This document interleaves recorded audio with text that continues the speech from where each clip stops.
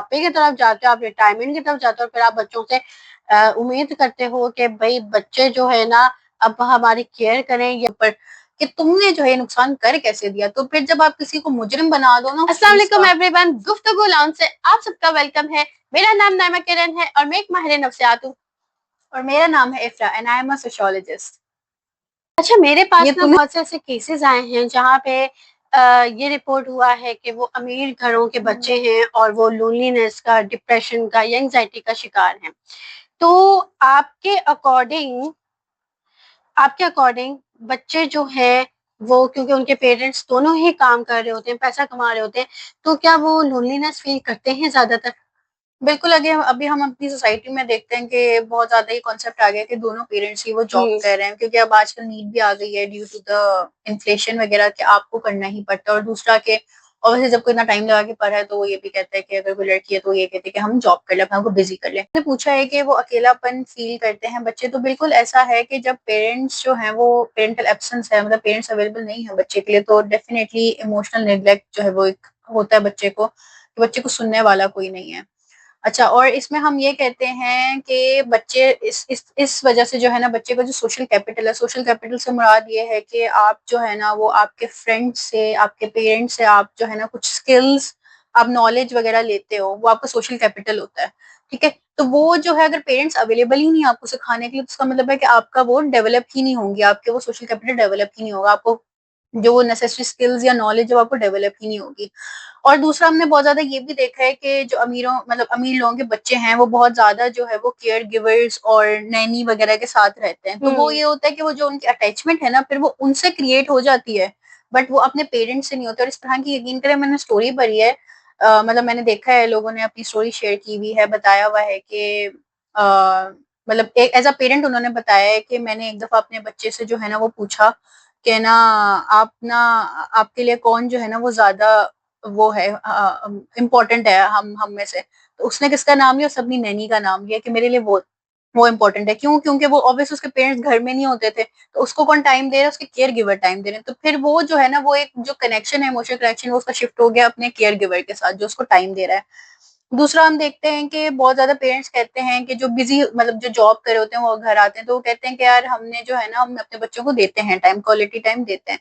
But होता ये है कि आप ये देखो कि आप अगर उसको कंसिस्टेंट जो है वो एक, बेशक आप थोड़ा टाइम दो, बट एक क्वालिटी टाइम दो, जो जो आप हर रोज बच्चे को जो है और कंसिस्टेंटली दो। बच्चे के साथ रोज अपने टाइम में से जो है, अपने बिजी स्केड्यूल से 10 मिनट 15 मिनट जरूर निकालो, और अपने बच्चे के साथ बैठो, उससे बात करो। छोटा है तो उसके साथ खेल लो, कोई ऐसी एक्टिविटी कर लो जो आप इजीली कर सको बच्चे के साथ, कि आप उसमें इतना ज्यादा एक्सर्शन में ना जाओ और वो बच्चा भी हैप्पी हो जाए आपके साथ। और अगर थोड़ा बड़ा बच्चा है तो उसको, जाहिर सी बात है, बड़े बच्चों के दूसरे मसाइल होते हैं, उनको ये होता है कि हमारे पास कोई लिसनिंग ईयर होना चाहिए जिससे हम जो है वो शेयर कर सकें। तो आप जरूर उसको जो है वो उसका इस चीज में, उसको इस चीज में आप उसका हेल्प करो, आप उसकी बात सुनो, उसको वेंट आउट के लिए अपना एक, मतलब अपना मौजूद रहो। हाँ, और क्योंकि मैं तो एक, मतलब हमारे नफ्सियात, तो मेरे पास जैसा के केसेस रिपोर्ट होते हैं, तो उसमें यही चीज होती है कि वो बच्चे यही चीज का जो है ना शिकायत करते हैं कि हमारे पेरेंट्स तो सारा टाइम अवेलेबल नहीं होते, वो काम कर रहे होते हैं, तो हम किससे अपनी बात करें। तो उनका यही एक चीज होती है कि हम किससे बात करें। और जब हम बाहर जो है ना दोस्त बनाते हैं और बाहर की कंपनी में अपनी वो एम्प्टीनेस को फुलफिल करने की कोशिश करते हैं, तो वो फिर उन्होंने वो गलत फायदा उठाया होता है और वो फिर उसी डिप्रेशन का शिकार वो आते हैं। सो ये चीज बहुत ज्यादा इम्पोर्टेंट है कि अपने अपने बच्चों को, ठीक है, आई नो आजकल की फाइनेंशियल जो कंडीशंस हैं उसमें दोनों का काम करना बहुत जरूरी है, और एक फाइनेंशियल स्टेबिलिटी लाना बहुत जरूरी है अपनी लाइफ में, आई नो अबाउट दैट।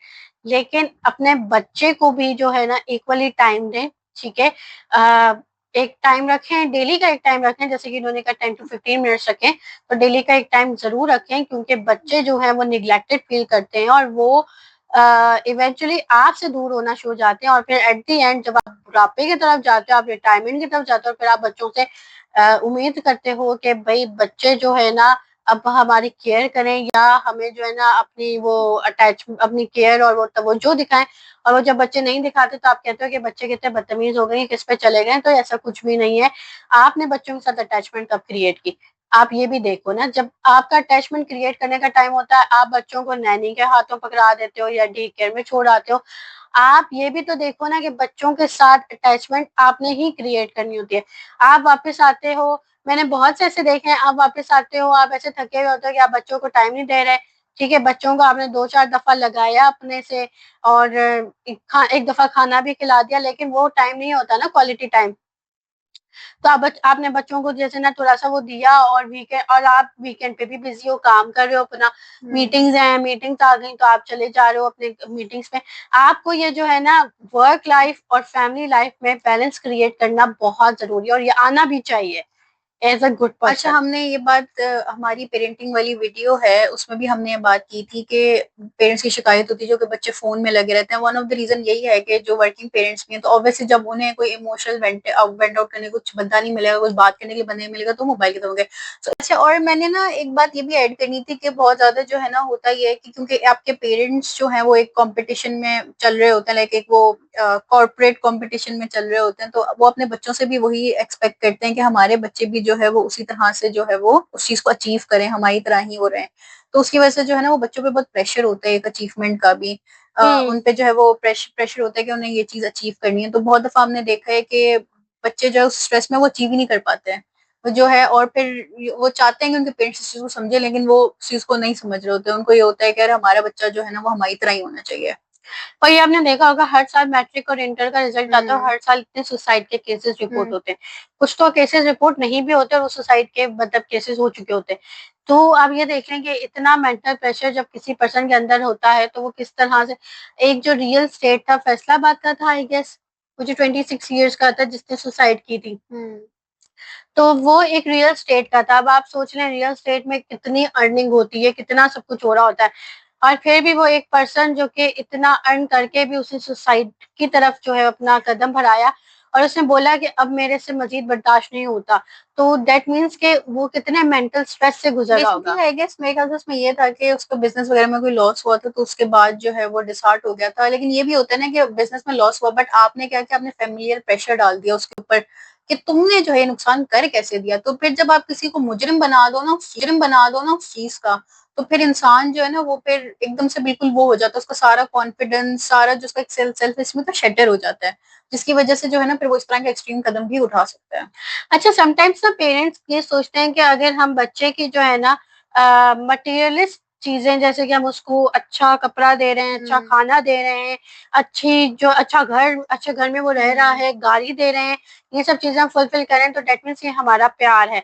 तो अब बच्चे को क्या जरूरत है? तो बच्चे को सबसे ज्यादा पेरेंट्स की अटेंशन, उसका लव, उनका केयर, उनकी वार्मथ, इन सब की ज्यादा जरूरत होती है, उनके टाइम की ज्यादा जरूरत होती है बच्चे को, as compare to these things.